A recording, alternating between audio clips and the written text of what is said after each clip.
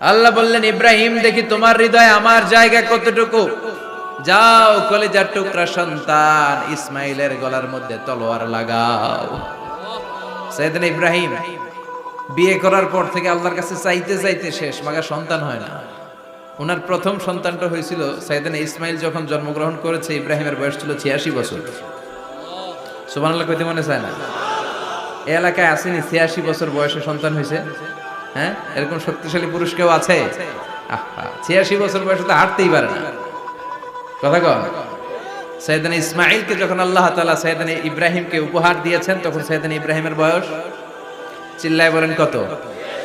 86 বছর বয়সে যে কলিজার টুকরা সন্তানটাকে হাতে পেলেন, চাঁদের মতো সুন্দর ছেলে। আল্লাহ বললেন, দেখি আমার হৃদয়ে তোমার জায়গা কতটুকু, ইসমাইল রে জবাই করো। বলতে দেরি, ছুরি লাগাতে দেরি হয় না।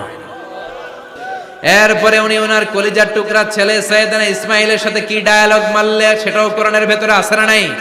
ফালাম্মা বালাগা মাআহু السعي قال يا بني إني أرى في المنام أني أذبحك فانظر ماذا ترى।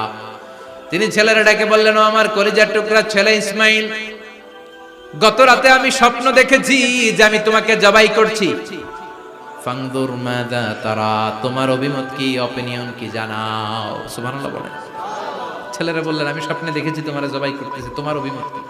আমগরে যদি আমগো আব্বারা কইতাম আমার দেখেন না, বড়ডারে দেখছেন। কথা কন। বড়ডাই কইতো আমার না মাজ্জাডারে দেখছেন, মাজ্জাডারে কইলে কইতো ছোটডারে দেখছেন। কথা কন। আমরা এটা কইতাম না? 100% আমরা এরকম উত্তর দিয়ে দিতাম। চিল্লায় কোন ঠিক কিনা? কিন্তু সাইয়েদনা ইসমাইল কেমন ছেলে, বাপ কা বেটা সিপাহি কা ঘোড়া, কুছ না হতো থোড়া থোড়া, ঠিক কিনা? ছেলে বলল, ইয়া আবাতি ফআল মা তুমারু সাতাজিদুনি ইনশাআল্লাহু মিনাস সাবিরিন। কি ছেলে, আমগডিও পোলা ওইটাও পোলা, পার্থক্য আছে না নাই? ছেলে কয়, বাবা আমি তো ডরাই না, আমি ডরাই আমনেরে লইয়া। আমনে ডরান কিনা, আপনি ভয় পেয়ে যান কিনা ওই টেনশনে আমি আছি। আপনি যে আমার এত মায়া করেন, আপনি যে আমার এত ভালোবাসেন, আমাকে শুইয়ে দিয়ে যে জবাই করবেন, ফিনকি দিয়ে যে রক্ত ছুটবে, আপনি ভয় পেয়ে যান কিনা ওই ভয় আমি পেয়ে যাই। আমার অন্তরে কোনো ভয় নাই। ইয়া আবাতি ফাআল মা তুমার, বাবা যেমনটা আদিষ্ট হয়েছেন ঠিক তেমন তেমন করেন। সাতাজিদুনি ইনশাআল্লাহু মিনাস সাবিরিন, ইনশাআল্লাহ আপনি আমারে ধৈর্যশীল পাবেন। এরকম ছেলে আমাদের ঘরে ঘরে থাকার দরকার আছে না নাই? তার মানে বাপ বেটা কি ডায়ালগ মারছে কোরআনে তুলে দিল কে? আমি আপনাদের খেদমতে সূরাতু আল বাকারার 124 নম্বর আয়াত তেলাওয়াত করেছি। এই আয়াতে আল্লাহ তাআলা একজন প্রসিদ্ধ নবীর ব্যাপারে কিছু তথ্য দিয়েছেন। এই তথ্যগুলো আজকে আমরা শুনবো ইনশাআল্লাহ। পড়েন।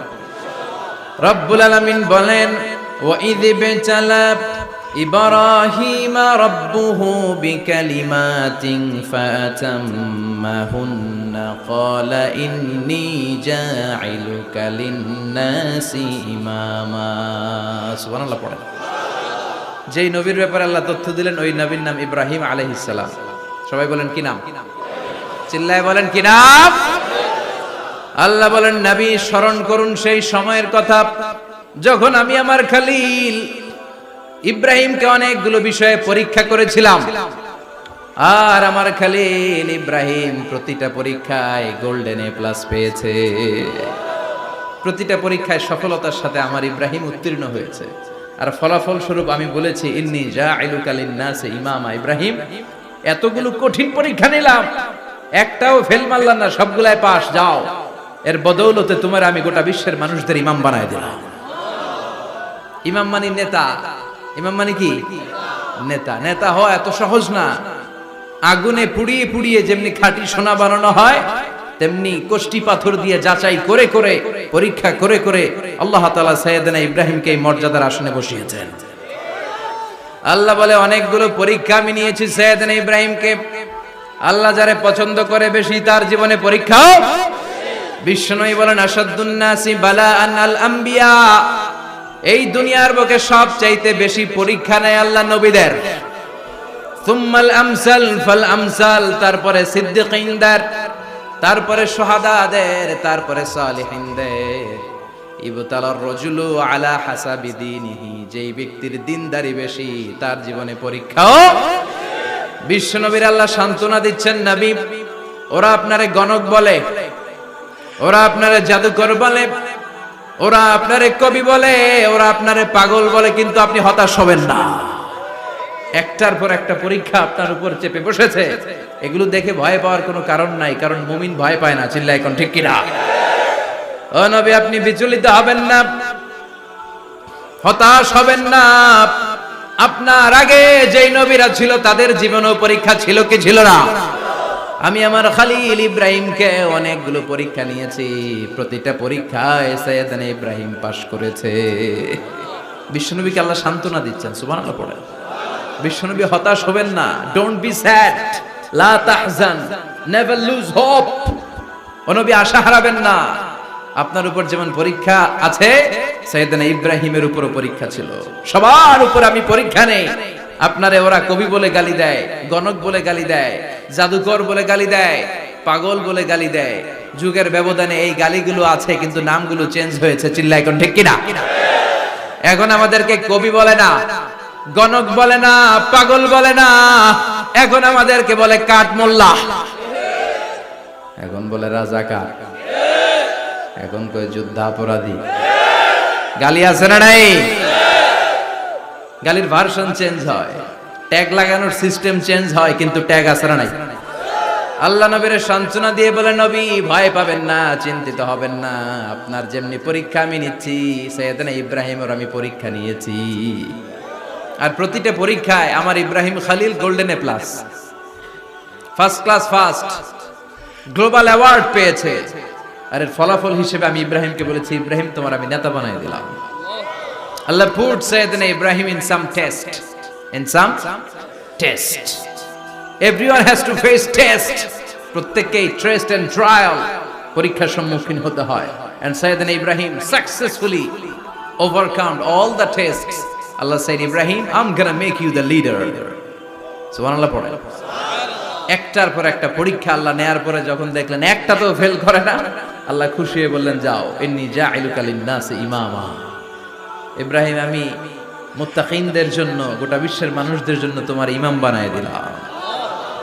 কত পরীক্ষা যে উনি ওনার জীবনে দিয়েছেন, কত কঠিন রাস্তা যে তিনি পাড়ি দিয়েছেন, তার কোনো শেষ নাই। সর্বপ্রথম পরীক্ষা ছিল ইলকাউহু ফিন্নার, অগ্নি পরীক্ষা। কি পরীক্ষা? নমরুদ বলল, ইব্রাহিম ঈমান ছেড়ে দাও, তাহলে জানে বেঁচে যাবা, নাইলে আগুনে ফেলবে। সাইয়েদনা ইব্রাহিমের এক কথা, জীবন যাবে কিন্তু ঈমান যাবে। ঈমানের পথে অবিচল থেকে আমার মরণ যেন হয়, তোমারই কাছে মিনতি আমার, তোমারই কাছে মিনতি আমার। মহামহিম দয়াময়, ঈমানের পথে অবিচল থেকে আমার মরণ যেন হয়। পড়ে না, আরো জোরে পড়ে না, আমিন। নমরুদ বলে, ঈমান ছেড়ে দাও, তা না হলে আগুনে ফেলবো। সাইয়েদনা ইব্রাহিম বলে, জীবন যাবে কিন্তু ঈমান যাবে। তার মানে আগুনের পরীক্ষায় পাস। চিল্লায় বলেন, আগুনের পরীক্ষায়। পরীক্ষা নাম্বার 2, একটার পর একটা পরীক্ষা নিতে আল্লাহ শুরু করলেন। আল্লাহ বললেন, ইব্রাহিম যাও, কলিজার টুকরা সন্তানকে আর হাজারকে, আমরা ওনারা ডাকি বিবি হাজরা, আমরা কি ডাকি বাংলাদেশে? আসলে নাম কি? হাজার। যাও, তোমার স্ত্রী হাজারকে আর ইব্রাহিমকে মক্কার ধুধু প্রান্তরে ফেলে দিয়ে আস। ওখানে মানুষ নাই, প্রাণী নাই, জনমানব শূন্য, দেখি আমার কদ্দুর ভালোবাসো। বলতে দেরি, টু শব্দ না, মরুভূমিতে ফেলে দিয়ে আসলে। তার মানে পরীক্ষা নাম্বার 2তেও, কথা বলেন, 2তেও। পরীক্ষা নাম্বার 3, আল্লাহ বললেন, ইব্রাহিম দেখি তোমার হৃদয়ে আমার জায়গা কতটুকু।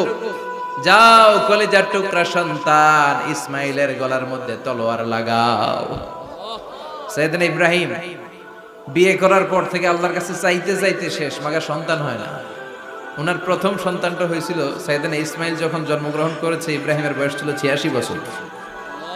সুবহানাল্লাহ কইতে মনে চায় না? এই এলাকায় আসেনি 86 বছর বয়সে সন্তান হয়েছে? হ্যাঁ, এরকম শক্তিশালী পুরুষ কেউ আছে? 86 বছর বয়সে তো হাঁটতেই পারে না। কথা কন। সাইয়েদনা ইসমাঈলকে যখন আল্লাহ তাআলা সাইয়েদনা ইব্রাহিমকে উপহার দিয়েছেন, তখন সাইয়েদনা ইব্রাহিমের বয়স, চিল্লায় বলেন কত?